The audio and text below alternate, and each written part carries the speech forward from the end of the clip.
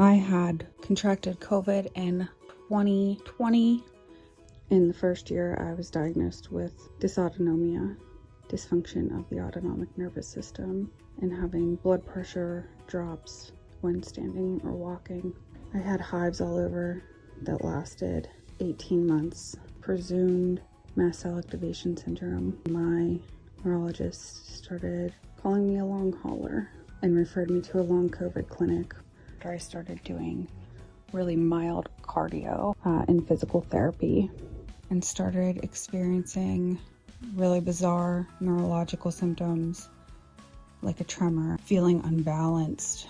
I had to sit to put my shoes on suddenly. Cups and bowls were flying out of my hands when I tried to do things in the kitchen.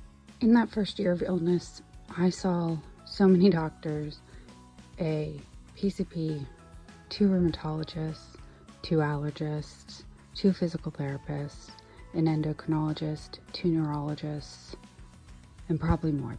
Though I had the orthostatic hypotension diagnosis early in my journey, nobody had mentioned ME/CFS. Myalgic encephalomyelitis. This illness has been around for a long time and had many different names. It affects millions of people worldwide. The people that have ME/CFS most severely are in their home and unable to attend doctor's appointments. For the majority of people, post-infectious triggered. Part of the criteria also points out the orthostatic intolerance.